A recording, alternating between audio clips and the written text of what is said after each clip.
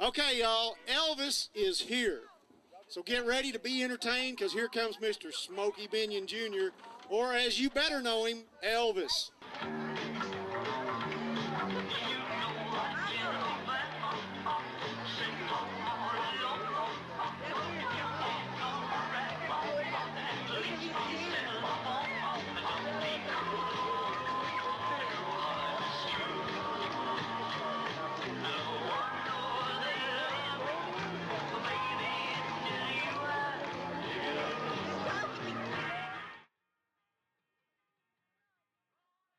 I'm Eddie Barrett. I've lived here all my life. And I know Smokey Binion Jr. I've known him all his life too. He's good as far as being a performer goes. He sure is. I've always known Smokey.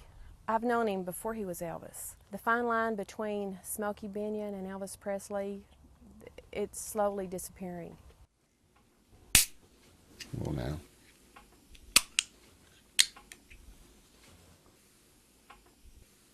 Forgive me, I don't believe in wearing conservative shirts.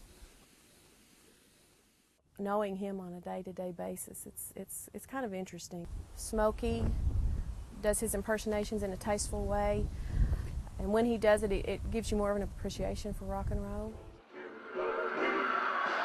If you ever go, darling, I'll be home, oh so lonely. I'll be sad blue, round you, here only. I think he's an ambassador of rock and roll to the Panhandle. He loves music and he knows what he's talking about. I think that NSYNC and Britney Spears and Backstreet Boys, I think they're great teenage idols. You know, I think I approve of what they do. You know, they're okay.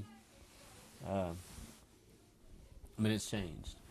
I think some of the groups like Creed and Korn play basic, good rock and roll. I had the great fortune of being a fourth grade teacher in Stinnett. Of course, as I was the only fourth grade teacher, that meant every child had to pass through my room. Well, I had Smokey in my room, and he had a very strong voice. So I decided that it would be nice for him to read the night before Christmas. And I'd put him up on the stage with the microphone in front of him, and he just thought he was the grandest thing on earth. First time I ever did anything like that was in high school at a dance. I was dressed in a pair of red Levi's and a blue shirt with some fancy stuff on the deal. And it was a homemade shirt. It was made by my grandmother.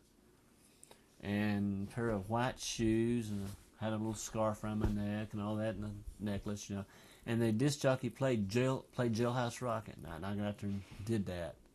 Well, he got pretty well known, and he started doing it. Hample, Peralta, Grover, Spearman, I don't know, everywhere. His father's always been an eccentric in that he's always had yard art that was the envy of the town. And his family's always been a church-going Baptist family that probably is pretty much in the ordinary with most folks around here.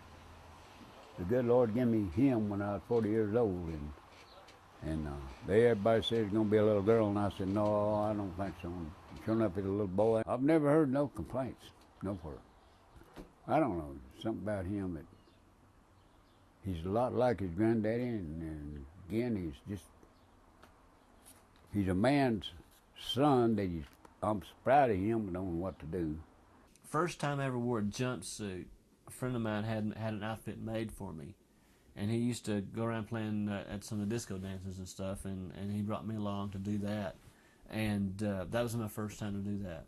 Well, I've known Smokey several years. Somebody told him that I would probably finish a uniform since all his got burnt in the Stinnett fire. So he come over, and he's been coming ever since. I tell you who really likes it is the kids. The kids dig it, eat it up. I tell you what, if it weren't for the kids liking it, I don't know what I'd do. I give other people more credit than me.